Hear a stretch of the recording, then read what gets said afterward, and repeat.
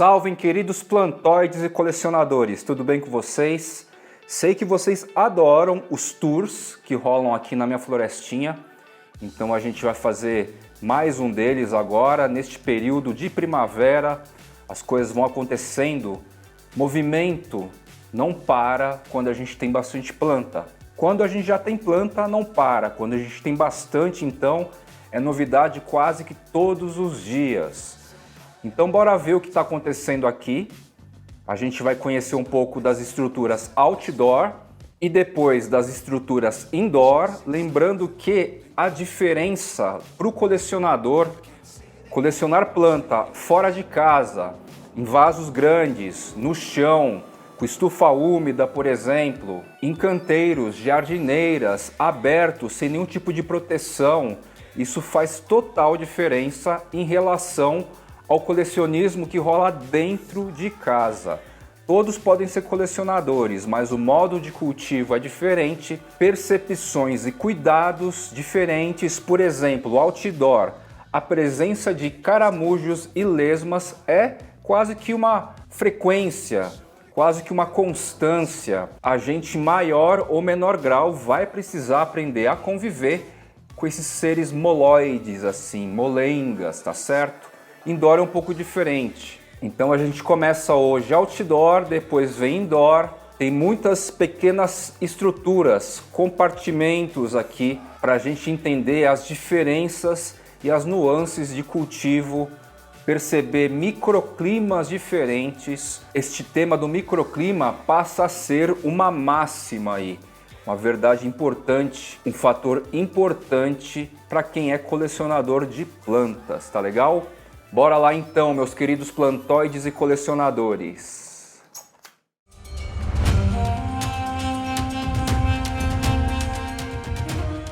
Começando aqui pela garagem de casa. O microclima aqui simula áreas desérticas, campos rupestres, campos sujos, cerrados. A gente vai ter uma incidência solar bem mais alta. É seco, porém intermitente. É aberto, então pega todas as mudanças climáticas de chuva, solzão, vento. A umidade aqui fica variando constantemente de acordo com as chuvas. E a gente vai ter aqui muitas variedades que vão desde as desérticas suculentas, grupo das suculentas. A gente vai ter espécies de áreas de cerrado, espécies de campos rupestres e até mesmo espécies de Mata Atlântica, como a Orleia procera, que no contexto aqui, embora ela viva próximo a cachoeiras, lá na região de Petrópolis, tá?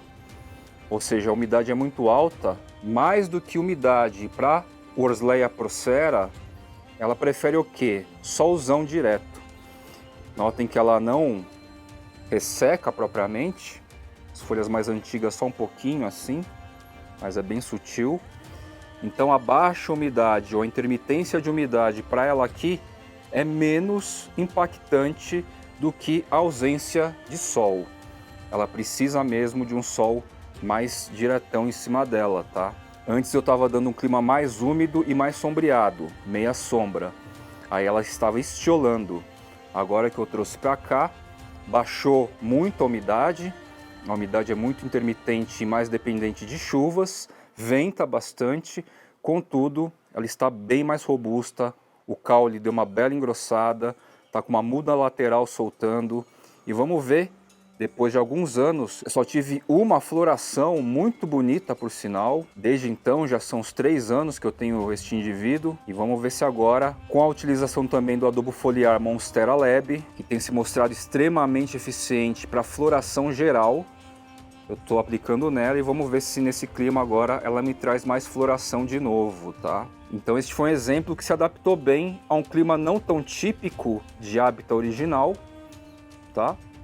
Eu acabei de ver, olha só que interessante, gente, vou focar aqui para vocês. O passarinho trouxe semente de jabuticaba. De tanto eu ver jabuticabas lá no sítio e jardim, bati o olho agora, ó, e tenho quase certeza, me corrijam se eu estiver enganado, mas eu tenho quase certeza que esse matinho aí, ó, ao centro do vídeo é uma plínia, tá? É uma jabuticaba. Mandei foto pro Marco Lacerda, do Sítio Jardim. Em breve ele me responde aí. Tenho também aloe, né? Uma suculenta. Essa calanchoe, calanchoe, muito interessante. Muito legal. Olha lá, o Marco Lacerda já está me respondendo, vamos ver. Cresce demais, é uma espécie super ornamental. Tem um caule aqui muito diferenciado, ele é bem robusto, fica bem grandão. Diferente aí da colher de cobre, colher de prata, etc, né? Extremamente pelúcido, tá? Uma verdadeira camurça. Muito legal. Preocupação aqui na área aberta, já que toma chuva e tudo mais, é o que? Substrato extremamente aerado. Ele falou que é importante aguardar para ver, com certeza é uma mirtácea. Ele acha um pouco difícil ser uma jabuticaba, mas pode ser um Psidium, uma Campomanésia, enfim, acertei a família, né? Todas essas são parentes, fazem parte da família das Myrtaceae e a Plínia jabuticaba é integrante. Vou aguardar então em florescer, né? Provavelmente eu vou tirar desse vaso, replantar, mas aí ó, passarinho trouxe para mim uma Myrtaceae, uma frutífera bastante típica da Mata Atlântica, sensacional. Então aqui nessa área aberta, com essas características de hábitat, que tem algo em comum, né? Vocês conhecem um pouco mais do meu lado colecionador generalista, né? Eu tenho, por exemplo, essa planta aqui de cerrado, Velosia plicata, que inclusive já está com mais uma estrutura com sementes aqui. Eu já estou com muita semente dela, já estou com plântulas, vou mostrar aí na tela para vocês enquanto eu estou falando, tá? A polinização é relativamente fácil, contudo, para crescer, senhoras e senhores, aqui é a Velosia plicata. Tenho este indivíduo e este indivíduo, e eles trouxeram aí 6, 7 flores no período aí da entrada da primavera, tá? Temos aqui um belo Thaumatophyllum híbrido também, embora ele suporte bem todo esse clima mais árido, mais vento, mais sol. Ele realmente começou a disparar de tamanho e ficar bonito e bem a partir dos resquícios de água que vem lá da estufa úmida, escorre para cá, perpassa por aqui até ir para o ralo e passa por esse vaso de barro, que garante o quê? Essa terra aqui está constantemente molhada, tá? E aí o cara deu um boom. Interessante isso, né? Provavelmente aí seria um híbrido, bem capaz de deixar em beira de lago ou até mesmo dentro do lago.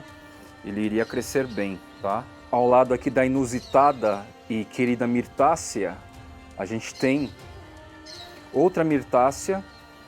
Aqui é Eugênia pulquérrima. É uma espécie recém-descrita, muito rara para a categoria, tá? Ela tem folhas pelúcidas, caules pelúcidos, dá um frutinho amarelo assim como praticamente todas as eugênias, ou a grande maioria. Temos aqui colocásias também, aráceas. Mais para trás a gente tem mais suculentas, estão aí já há 5 anos comigo. Euphorbia láctea, que eu destaquei não faz tanto tempo assim. Crassuláceas, crassula. Eu tenho alguns vasinhos de crassulas aí que estão há 3, 4, 5 anos comigo também. E notem então que espécies, famílias, gêneros de áreas totalmente diferentes em termos geográficos, mas com algo em comum em termos de clima, elas coexistem super bem aqui. É uma baguncinha, né? Em termos botânicos, assim, é uma bela de uma bagunça, bela de uma mistura. E eu trago aqui um pouquinho do meu aspecto generalista de colecionador.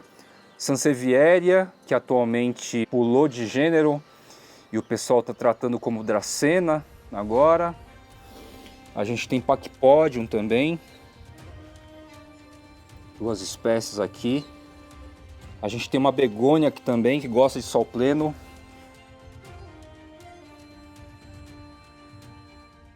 Ela tem aí características parecidas com a begônia venosa, né? Em termos de microclima, ela suporta aí uma aridez maior, sol direto, vento, tá? Caladiums. Boa parte aí das variedades que eu tenho aqui vieram ou do Sérgio da Cactus Brasil ou do Marco Lacerda do Sítio e Jardim, tá? Eu gosto bastante também de apreciar esse caldo botânico aqui batido no liquidificador, né? Chrysophyllum imperiale, plantinha muito especial também.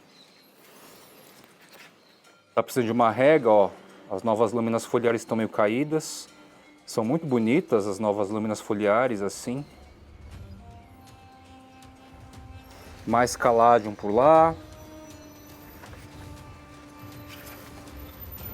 Aqui a gente tem uma outra Eugênia bem interessante, que fica pequenininha, mais arbustiva, Eugênia subamplexicalis, frutíferas de áreas de Mata Atlântica também. E é isso, queridos. Esse seria o habitat número 1, com equivalências aí a áreas desérticas, campos rupestres, campos sujos, cerrados, tá?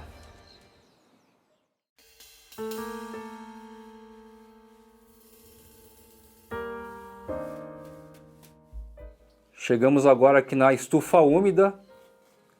A atualização mais recente que eu realizei aqui foi a aplicação dos sistemas de aspersores, que me entregam umidade no ar e rega ao mesmo tempo. E depois dessa aplicação, o crescimento aqui já está ficando meio avassalador. Os corredores aqui estão ficando mais volumosos em termos de folha. Quando isso começa a acontecer, fica mais difícil de ter um ângulo para a câmera. Então eu estou usando aqui a grande angular, né? Vai ter um pouquinho mais de espaço para a gente ver. As coisas vão ficar menores. Características desse microclima: umidade alta, não tão alta quanto caixas de umidade ou a estufa vertical agora, tá? Porque a gente tem entradas e saídas nos dois lados aqui da casa, e aí você tem uma corrente de vento que dissipa, né? Que leva essa umidade para fora e tal, tá? Mas enquanto os aspersores aqui estão batendo, a umidade aumenta, então fica intermitente. Contudo, a umidade não deve baixar aqui dos 70% numa média. Vai depender muito do período, né? Mais quente e seco, mais quente e úmido, muita chuva, enfim, mais ou menos essas características. É uma área dedicada principalmente para as plantas de subbosque. Aí sim a gente está falando de muita molhadeira, simula hábitats aí que chove praticamente todos os dias, a tendência é essa. A temperatura costuma ser sempre acima de 20 graus desses ambientes, quando de mais baixa altitude, né? Quando de mais alta altitude é quente de dia e frio à noite, mas sempre úmido. Então os dois aspectos principais dessa área é muita água, inclusive quebrando um pouco com alguns paradigmas de substrato úmido apenas. Eu posso dizer que substratos aqui ficam mais molhados do que úmidos, e uma meia sombra, né, constante, pouco sol direto e pouco vento também, pouquíssima influência de vento. Nessas passagens aqui fluem ar, contudo não chega a ventar demais, está bem protegido, tá, nesse sentido. Aqui a gente está com uma folha em desenvolvimento do Anthurium sp panguense, tá? Ainda está em expansão. E como eu comentei para vocês, evitar moluscos, caramujos e lesmas é um pouquinho difícil, tá? Eu às vezes à noite acendo a lanterna, como esses seres têm hábitos noturnos, eu acendo a lanterna e venho passear à noite e venho retirar, principalmente caramujos. Menos lesmas e mais caramujos. Só que assim, é um controle médio, não é um extermínio, tá? Um extermínio aqui só com químicos, e eu não teria muita essa predisposição. Se você deixar aí alimentos aquosos, leguminosos, frutas, adocicados, você atrai aí um volume, mas você não elimina totalmente, não é um extermínio. Então, entre colocar a fruta e de vez em quando eu passear à noite caçando caramujo, eu prefiro ficar passeando aqui à noite por 1, 2 horas, me entretendo com as folhagens e os visuais noturnos e ao mesmo tempo caçando caramujo. Outro aspecto aqui, folhas velhas, pontinhas secas, passagem, algumas folhas se quebram. Essa folha, ó, por meses, estava maravilhosa. Só que num dia aí eu estava passando por aqui, eu mesmo, tá? Porque o Gabriel não se arrisca a entrar aqui, ele tem medo de insetos e tal. Eu bati, ó, quebrei a estrutura, então ela tá assim desse jeito. Folhas assim, mantém, tira. Neste ambiente que simula um pouco mais o hábitat original, né? As plantas crescem muito e de maneira mais desordenada. Eu prefiro essa função mais desordenada. Eu não me preocupo muito com detalhes estéticos, tá? Se eu vou instagramar, eu pego uma folhinha mais bonitinha assim. Não dou um close total assim, com pontas amarelas e tal, tá? Detalhezinho aí de criador de conteúdo. Mas eu deixo a natureza aqui reger, imperar e agindo da maneira que ela acha interessante ir, tá? Não existe um controle muito assim, assíduo, com a estética, com a beleza e tal. Aqui, ó, Philodendron doméstico, inclusive, já ultrapassou aí alguns centímetros do tutor, agora só que eu estou notando, tá? Mas ele vai, né? Ele sente apoio mecânico aqui ainda e vai seguindo e vai crescendo. Essa Ficus McLellandiale variegata tá crescendo muito, tá? Muito mesmo. Já atinge lá, ó, o ápice. Já tá batendo lá na cobertura. E ela é uma das principais responsáveis de sombra natural para uma galerinha que fica aqui embaixo, ó. Nessa área dela especificamente não tem sombrite, só ela. E aí os indivíduos aqui se protegem nessas condições. Por incrível que pareça, neste mesmo ambiente eu tenho aqui Hawortias. Também sou um colecionador de Hawortias, principalmente essas híbridas que vêm lá do Oriente e tal. E assim, não deixando cair água direto aqui, as aspersores, elas vão super bem. Meia sombra aqui, aí eu venho com o regadorzinho ou com a mangueira aqui e rego de tempos em tempos, mas a umidade do ambiente em si não interfere na qualidade do desenvolvimento desses carinhas. Isso aqui também, ó, marca do Sérgio da Cactus Brasil. Falando em desérticas assim, praticamente tudo da minha coleção veio dele, ou a grande parte. A gente está aqui numa área um pouquinho mais aberta no sentido de iluminação, fora a sujeira aí da cobertura, que faz algum tipo de filtro, é direto. Por enquanto, nesse período do ano, não afetou demais os anthuriums aqui. Creio eu que no verão mesmo, o sol a pino aqui ao meio-dia que bate, vai interferir, vai queimar. E aí eu vou ter que instalar realmente o sombrite, como eu comentei para vocês, já está comprado o sombrite, os fios, as estruturas todas para prender. Contudo, as nepentes nessa condição aqui, tenho trazido elas recentemente, elas vão muito bem. Essa vermelhidão toda aqui é de estresse, por causa dessa luz intensa ao meio-dia, principalmente, né?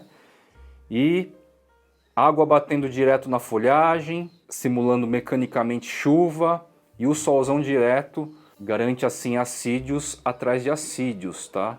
A coisa ficou bem legal aqui agora. Até a nepenthes tivei, que pelo menos aqui é um pouco lenta, ela tá dando agora uma acelerada, tá?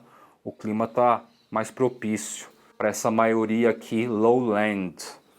Tenho ainda mais aráceas aqui no chão, muita coisa, muito volume. E o meu cuidado maior aqui na estufa úmida é o quê? De tempos em tempos fazer adubação. Venho à noite aqui principalmente com Monstera Lab, né?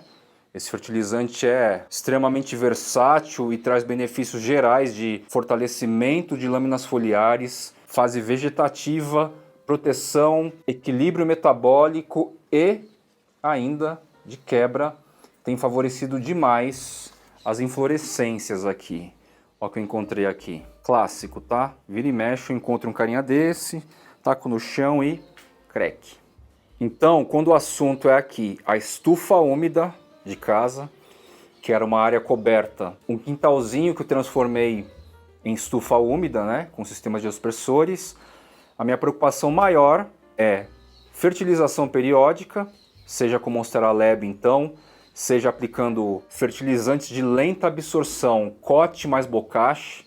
Tenho aplicado essa dobradinha mais o adubo foliar Monstera Lab. E de tempos em tempos eu reparo para uma planta e falo, ah, tá na hora de trocar de vaso. Mas isso é muito mais sazonal, tá? Monstera Lab é praticamente toda semana. Encho o borrifador, aquela chacoalhada básica, e à noite eu venho aqui na fase que os estômatos estão mais abertos. Aqui é só um exemplo agora, tá? E vou borrifando tudo. Isso com bastante frequência. E os cotes e bocache, uma vez por mês, uma vez a cada 2 meses. Depende um pouco aí da minha lua. Com o Monstera Lab aí muita coisa se facilitou mesmo, tá? É mais prático a aplicação. Aqui na estufa úmida, então além dos Anthuriums, como esse belo Dorayak Silver, do Anthurium Red Maju, que está me entregando aqui ó, uma lâmina foliar com sinos bem flat, aqui ó, praticamente horizontal, só que valoriza muito algumas espécies, algumas variedades. Monstera, Anthurium Liotskyano aqui, bonitão. Esse indivíduo está muito bonito.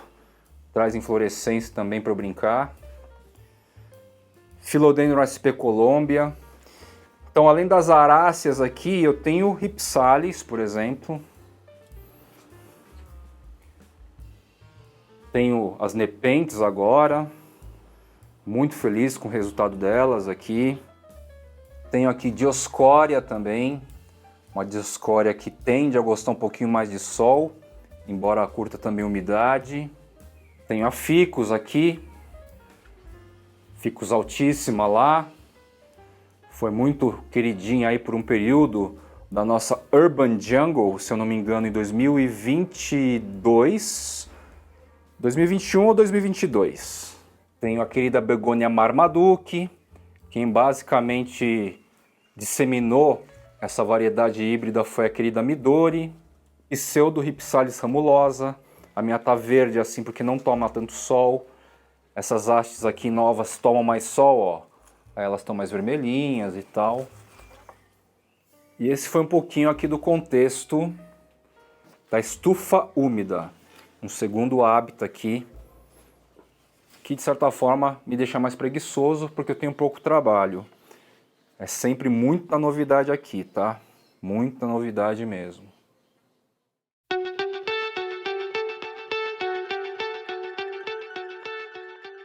Agora a gente está indo para o terceiro ambiente. A área aqui do corredor do painel paredão. Ainda quintal aqui, ainda outdoor. Eu diria que essa área aqui é a área mais equivalente à maioria dos quintais, tá? É aberto. Embora tenha um sombrite aí de 70%, não tem sistema de aspersor, tem canteiro do painel paredão, tem vaso grande, que são equivalentes aí a plantar no chão, entre aspas, né? E aqui é onde eu também deixo a natureza seguir o jogo dela, sem grandes questões assim. Esse cara aqui, ó, cheio de pecíolos, cheio de brotações laterais, uma lâmina foliar aqui que não vai dar para enxergar, perdeu as fenestras, ou seja, atingiu enfim o tamanho adulto, tá? Muitas dessas monsteras fenestradas assim, depois que atinge realmente o porte adulto, perde a fenestração. Eu estou vendo uma lâmina foliar aqui que está sem. E aqui assim, são mangueiradas mais frequentes, adubação mais frequentes, predominância quase que total de aráceas. Mas temos aqui também ó, uma macaranga grande folha, peltada, pelúcida. Ela é uma euforbiácea, se eu não me engano, tá?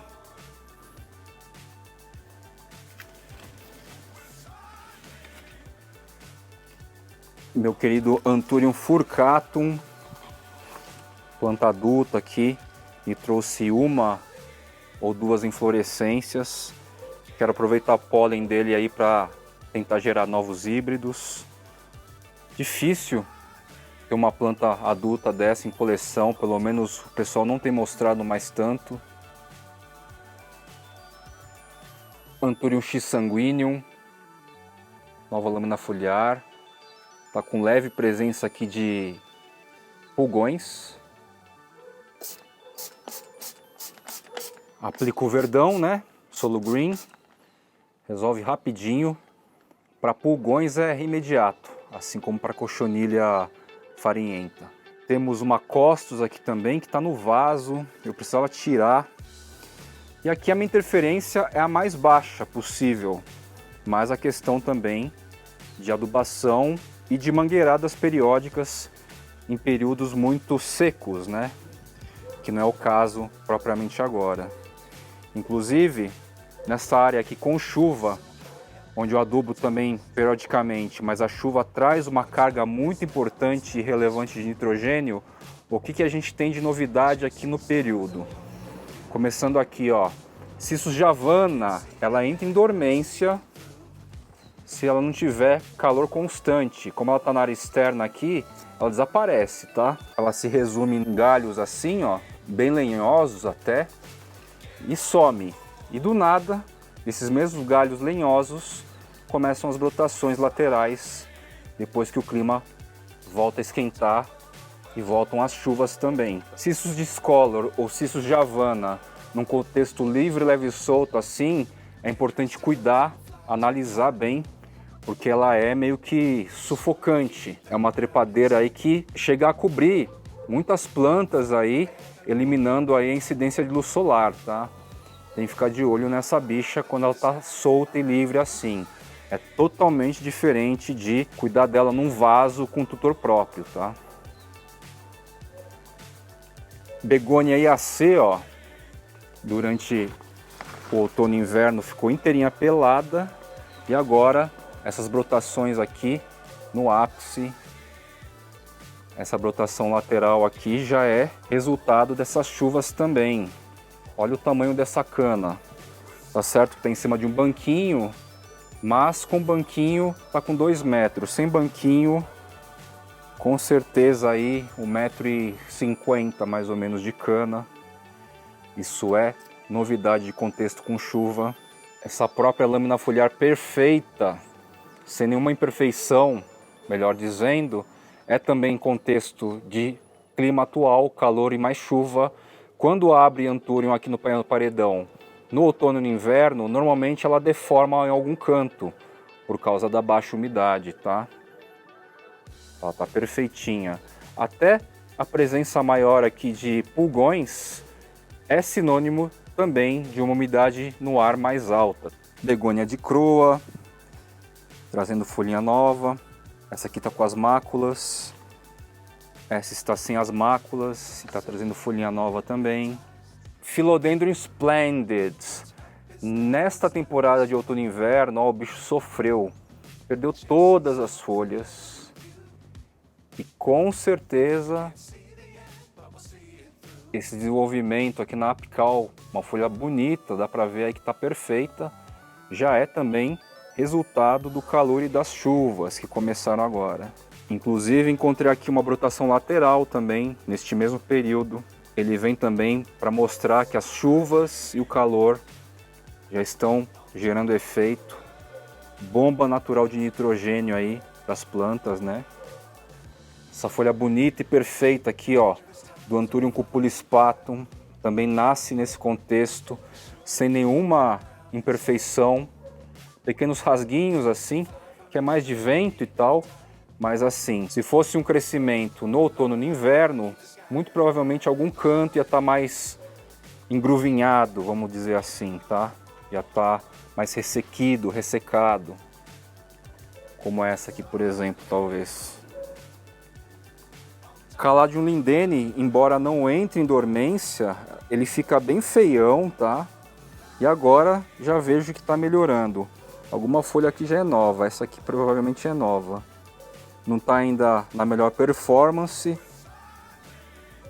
mas a tendência aqui é se embelezar bastante, dar uma explodida boa. Olha só essa folha nova aqui do Philodendron gloriosum. Toma cuidado aqui para não rasgar.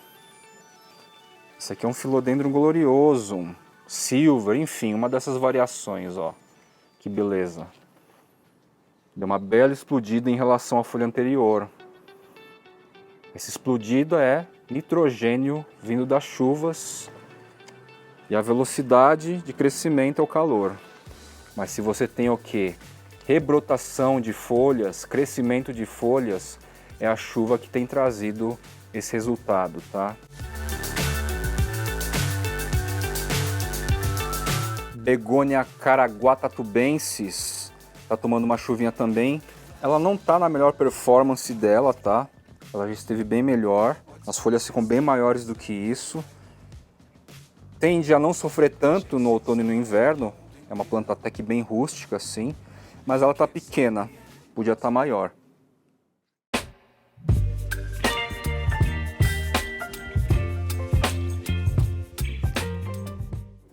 E aí, saindo de lá, do painel paredão, a gente vem pra cá e tem um corredorzinho aqui no fundo das casas. É um quintalzinho. Quem abre aqui este portal é o Taumatophyllum melobarretoanum, que está explodindo nesse vaso. Vocês que me acompanham há bastante tempo lembram que eu estou querendo trocar de vaso há muito tempo, mas não fiz ainda. A gente está com raízes aéreas monstruosas saindo do vaso, que está se alimentando o quê? Dos resíduos que caem no chão, na umidade e resíduos que caem no chão, tá? Então o bicho está crescendo aqui sem parar. Raízes aéreas cumprem a função aí, as raízes terrestres até são menos importantes. Muita gente me pergunta, nossa, eu vejo os anthuriums, uns philodendrons em vasinhos tão pequenos, rola? É, rola. Se você condicionar dessa forma, dando condições para desenvolvimento de raízes aéreas, rola super, tá? Finalmente as folhas do Taumatophyllum, eles estão saindo aqui da área mais baixa, né? O cara tá ficando grande. Então eu não vou ter mais aquela muvuca de folha que eu costumava ficar rasgando a toda passagem assim. O cara tá ficando mais alto agora. E aqui tá uma folha nova, ó. Taumatophyllum melobarretoanum. Plantinha muito interessante. Precisa de espaço, né? Mas também dá para condicionar em vaso, como é o caso aqui. Nesse corredor, basicamente, eu tenho cobertura, venho com borrifador de Monstera Lebe aqui durante as noites.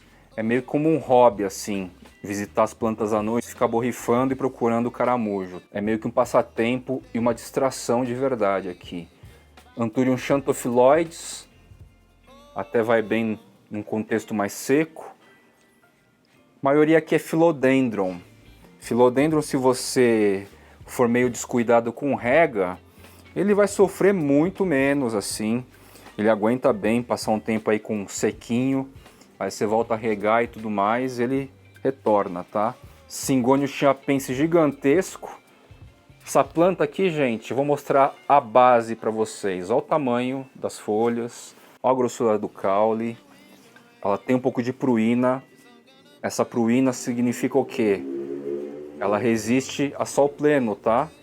Quando o ápice da planta assim começa a liberar mais pruína, que é essa farinhazinha assim, fica um pozinho, tipo um talco, aqui. É sinal claro que se bater um sol pleno nela aqui, ela vai ficar feliz. Isso aqui é a apical da bicha. Vejam comigo aqui a base.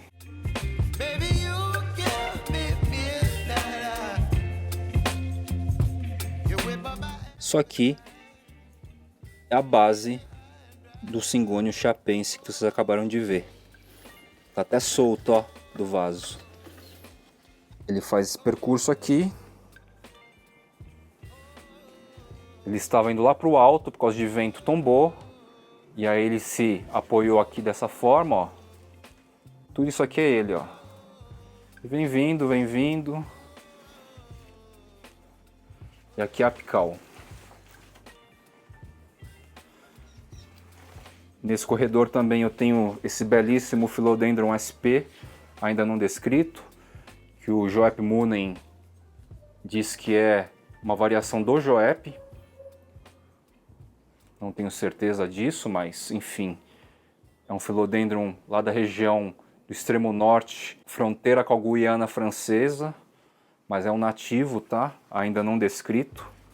Muito legal esse cara. Falo, vira e mexe, estou falando dele e tal. Para mim é um dos filodendros mais espetaculares da atualidade.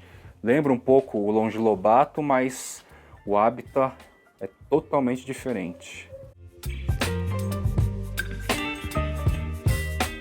Entrou a primavera e o Philodendron Rosé Buono, aqui nesse corredor dos fundos, explodiu de um jeito, está crescendo com muita voracidade assim, tá? Muito legal mesmo.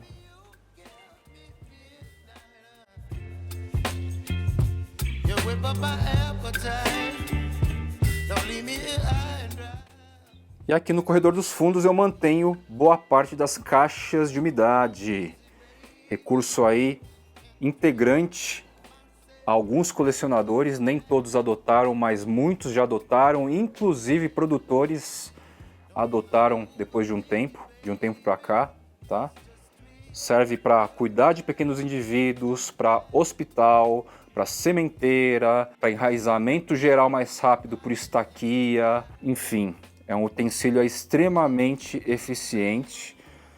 Nos traz aí um sistema de cultivo vertical também, né? Que a gente consegue colocar uma caixa sobre a outra desse jeito. Tirei parte das espécies que estavam aqui nas caixas de umidade e coloquei agora lá na estante vertical, na estufa vertical, tá?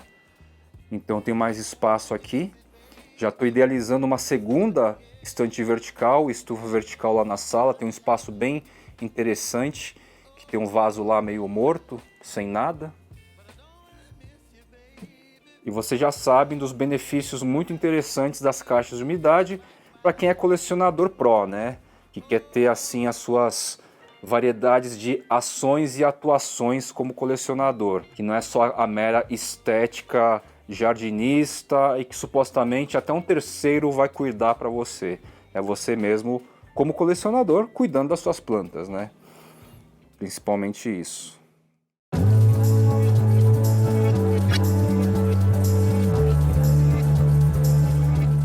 Chegamos aqui agora na cozinha e a cozinha abre os contextos indoor de cultivo.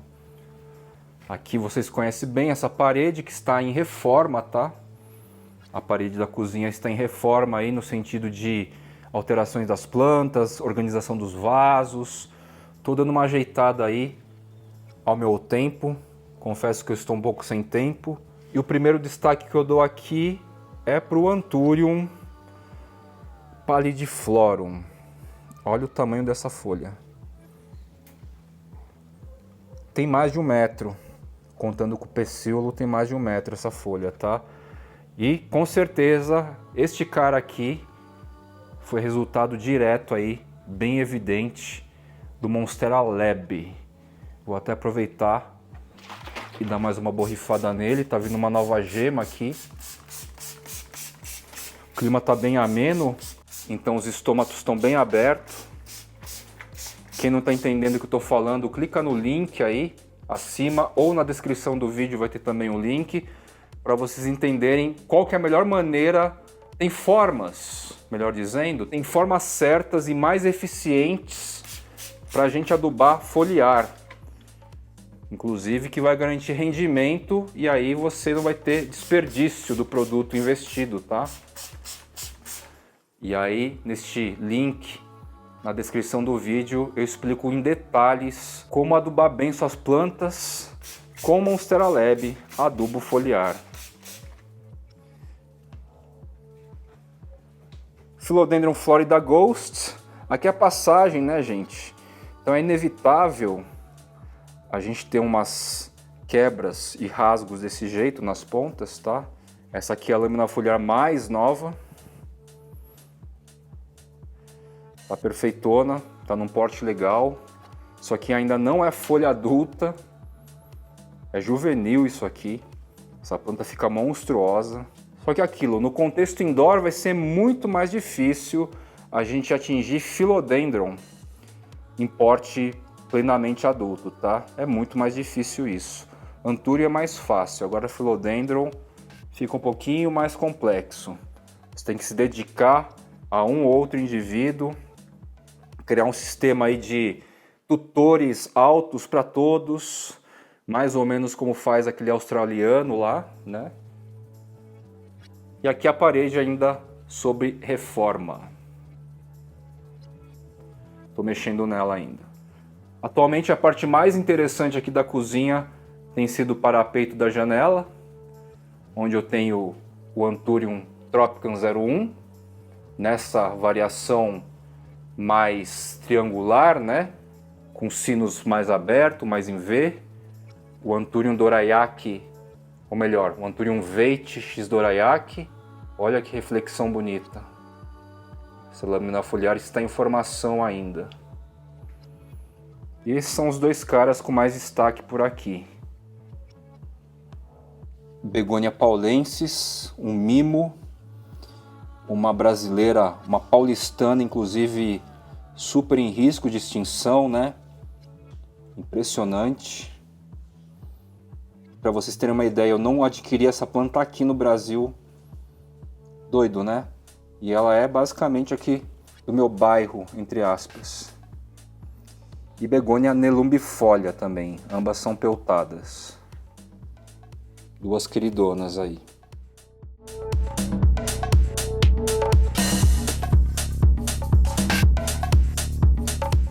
E chegamos na sala, né? Para quem me acompanha aí direto sabe que eu tirei sofá, poltrona, puff. Ganhamos um espaço muito bom, o Tango também está feliz lá. A área está mais arejada, a gente não utilizava mais esses móveis, a sala não era utilizada há muitos anos antes do Fly Jardineiros Urbanos, tá? Só poltrona era utilizado, sofá nem era utilizado praticamente. A gente vai ter esse agrupamento aqui de espécies perto da porta de vidro que vai dar de novo lá na estufa úmida. Quando a gente fala de indoor, então a gente está falando de um colecionador mais urbano ou de um colecionador que quer sim ter plantas dentro de casa. Ou um, ou outro, ou ambos, tá? Aí o que é interessante a gente pensar? O colecionador moderno, urbano, ele tende, melhor dizendo, a se munir de alguns recursos adaptados, por hora, para o cultivo indoor dessas plantas de subbosque. Neste canto aqui eu tenho uma luz natural perfeita, que vem exatamente lá da estufa úmida. Já vem filtrada e tal, bate sol direto, mas o sol é bem filtrado. Então as plantinhas aqui, em termos de iluminação, estão felizes. Isso aqui é o Anthurium Argyrostachys Velvet. Esse cara aqui é um excelente candidato para híbrido, tá? Quem tem dessa espécie, aproveite para isso. Vejam só, então luz ok, sistema de umidificação, importante. Muito da aspersão aqui, ó, que fica aberto direto essa porta, entra um pouco, invade aqui uma parte da sala. Beleza, mas mesmo assim eu deixo sistema de umidificação direto, iluminação natural, mas aí começam exatamente então os recursos, né? Do outro lado da sala aqui, no rack, que está inversamente oposto à porta de vidro, aí a gente já fala dos sistemas de iluminação. Aqui até a porta de vidro tem uns 4 metros, e aí a gente perde muito da luz natural. Logo nos primórdios aí, que eu trouxe planta aqui para dentro, a TV já não existia há muito tempo também, eu resolvi manter com a luz natural. Nada ia para frente, pelo contrário, as plantas evidentemente gritavam por luz. Comecei com os LED bulbos, né? Fly foi um dos caras que mais divulgou o LED bulbo à época, e agora eu trouxe essas grow lights do tipo 4 hélices. Vou deixar o link aí do site para vocês conhecerem melhor desse produto. Extremamente eficiente, é um grow light tipo sunshine, ou seja, a gama de cores azuis, médios, vermelhos são todos mais intensificados, favorece muito o crescimento vegetativo.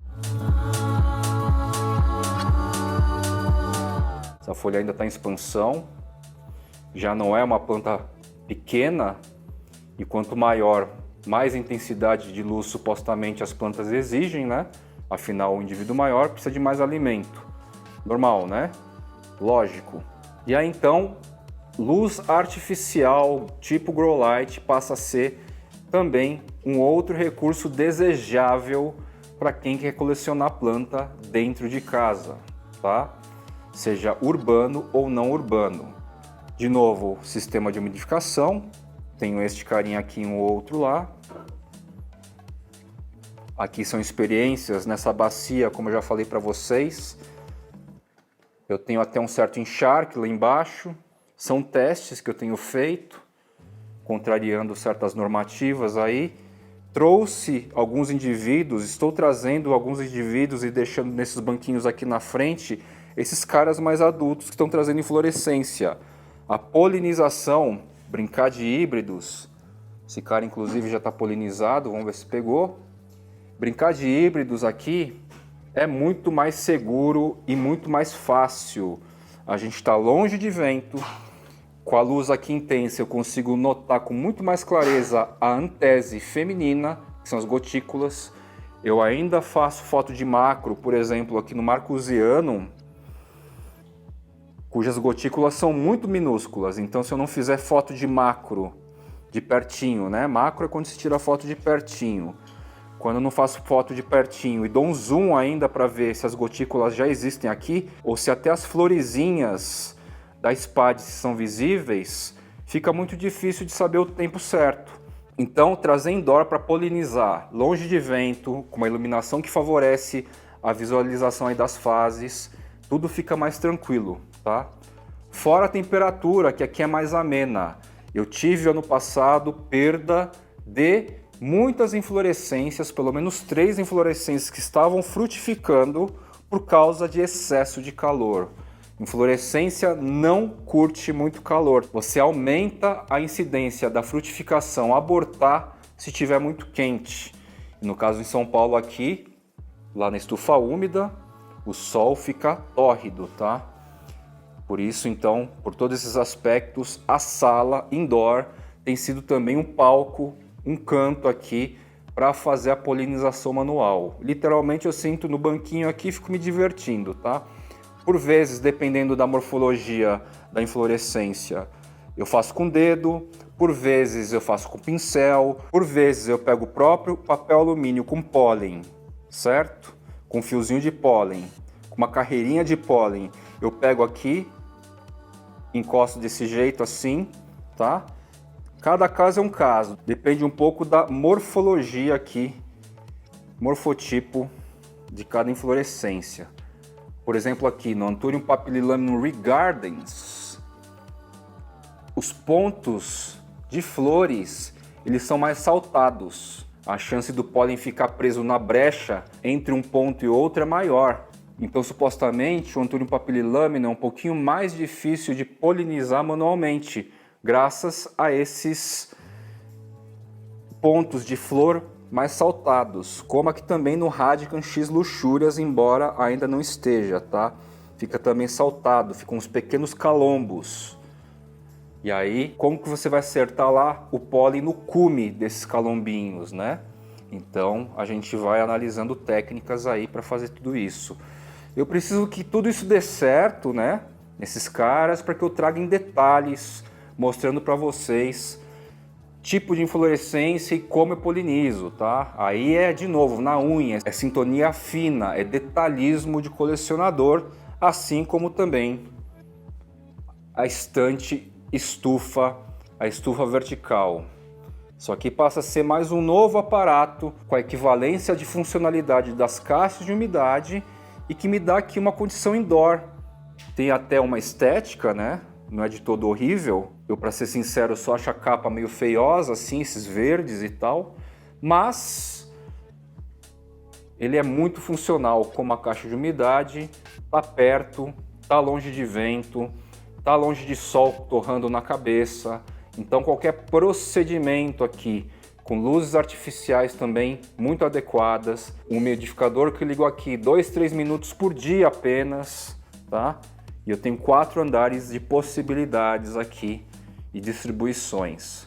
Também contexto indoor. Tudo isso são aparatos possíveis para você que é colecionador ou está entendendo melhor o colecionador moderno. Eu não estou falando do colecionador tradicional e a visão antiga de se colecionar. O colecionador moderno tem tratado planta mais ou menos como peixe, mais ou menos como aquário plantado.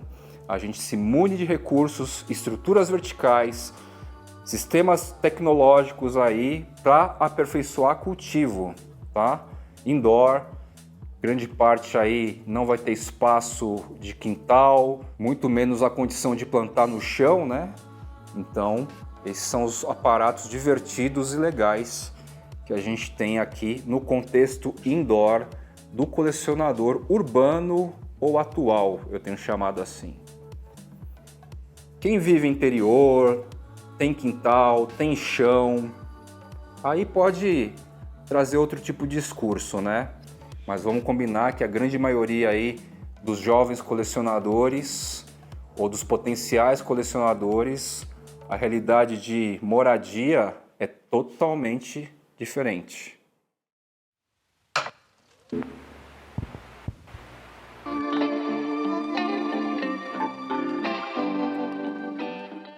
E agora a gente vai para o segundo andar, basicamente para mostrar aí a última referência de hábitat, que seriam os terrários aquários. Vou mostrar um exemplo deles aqui. É esse carinha aqui que eu vou mostrar para vocês. 200 litros. Está numa bancada aqui há muitos anos já. E aqui, esse último hábitat possível para o colecionador indoor, moderno, urbano, ou todas essas 3 alternativas, é extremamente funcional também. E vou mostrar aqui, por exemplo, a referência da Aloskemone occidentalis. Esse cara aqui eu tenho em cultivo há uns 3 anos. Eu quase perdi umas 3 vezes. E eu nunca tinha deixado em terrário aquário até então, tá? A Aloskemone occidentalis, por algum motivo, no meio do caminho do cultivo, ela dá um tipo de podridão interna. Não sei explicar que podridão é essa, não me parece fungo. E ela começa a definhar. E aí eu tenho que salvar partes da planta antes de entrar nesse sistema de podridão e replantar. Cá está uma das mudas, tá? A Aloskemone occidentalis é uma arácea com alguma afinidade com as monstera e também com os amydrium, nativa da região amazônica, uma raridade principalmente para quem é gringo. Quem é brasileiro nem valoriza tanto esse cara aqui e deveria, tá? A Aloskemone occidentalis aí, finalmente agora eu acho, só pelo jeito que ela já está se comportando, ela vai crescer, entre aspas, aqui dentro. E esse é o único problema. Estruturas urbanas e modernas assim, a gente tem uma limitação de tamanho, né? Mas dá pra gente brincar bastante, fazer mudas, distribuir para amigos e tal. Aqui, ó, Philodendron Florida Ghost, é uma muda intermediária, de estaquia. Este indivíduo provavelmente eu vou ceder aí para a área de membros, para o sorteio que vai rolar aí na semana que se segue, tá? Sorteio do mês de outubro de 2023. Aqui a gente tem o Anthurium Red Crystallinum, Type Indo, tá? É indonésio. Philodendron Splendid, Begonia brevirimosa, ó, tá aqui, bonitinha. Dreamiopsis maculata variegata, trouxe recentemente do Sérgio.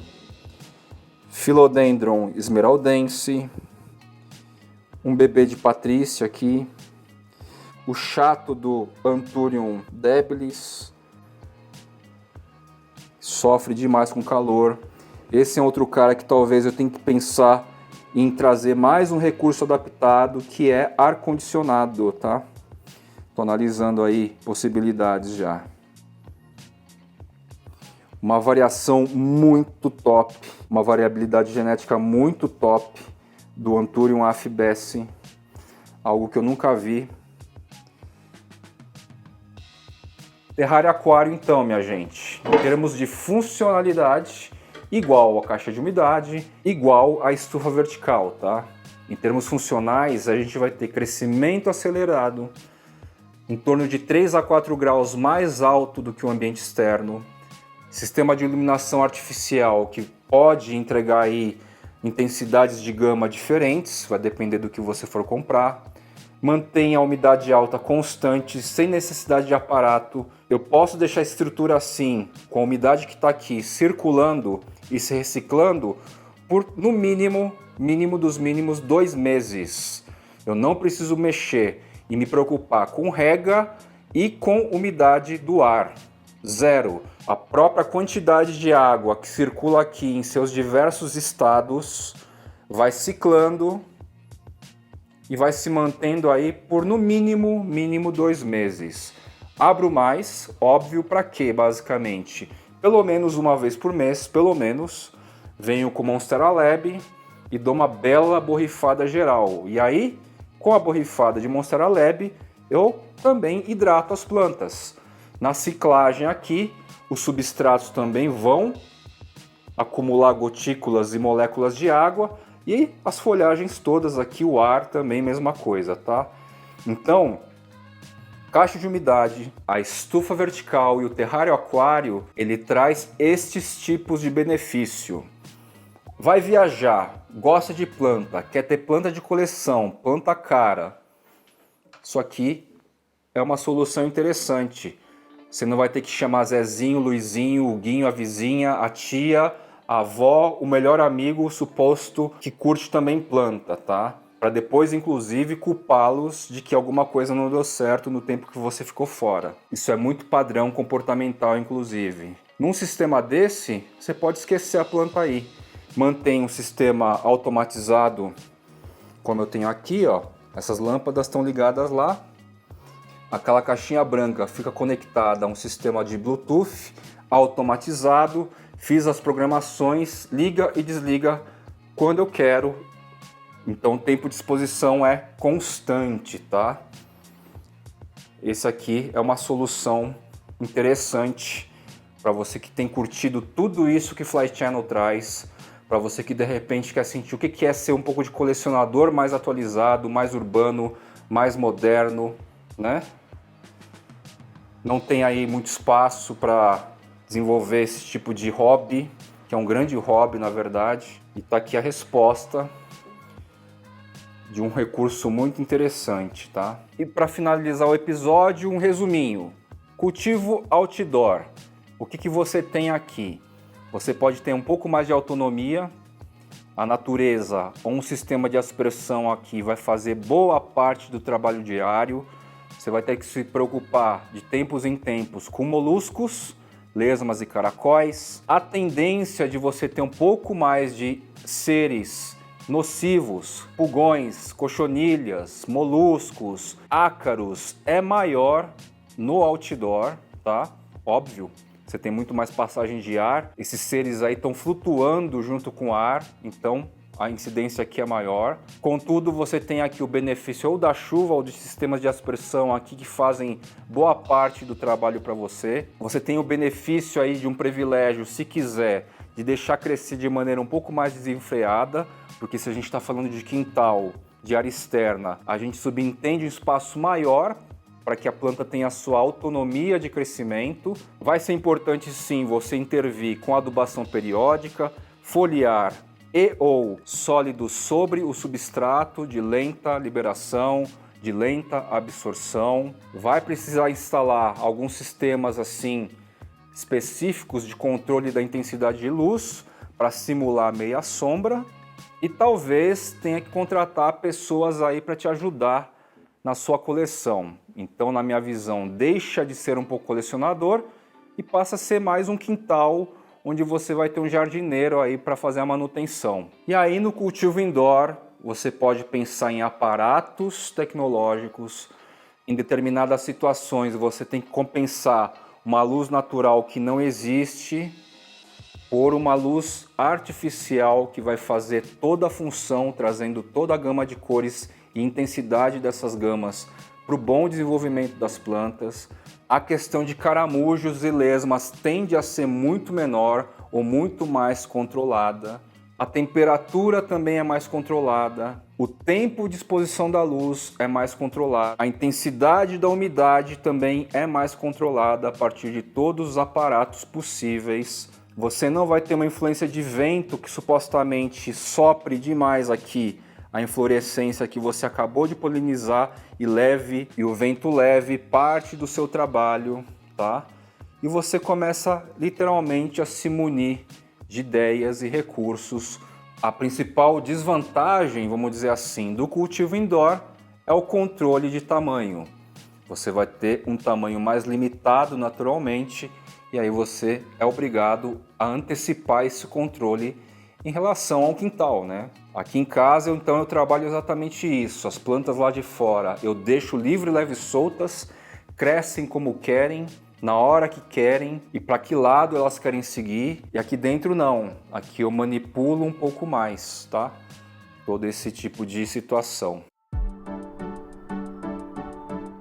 Então foi assim, meus queridos plantoides e colecionadores, mais um episódio do Jardineiros Urbanos pro Fly, fazendo um tour aí sob o aspecto dos microclimas aqui que eu tenho e das variáveis indoor e outdoor aqui de casa. E assim você tem a sua referência aí do Fly para ver se você se afeiçoa mais para as tendências e contextos que o indoor te traz ou as tendências e o contexto que o outdoor também te traz. O sentimento de cultivo, como eu disse para vocês, é bastante diferente. E os caminhos aí que as plantas seguem também tendem a ser bastante diferentes, tá legal? Vou ficando por aqui e até o próximo episódio.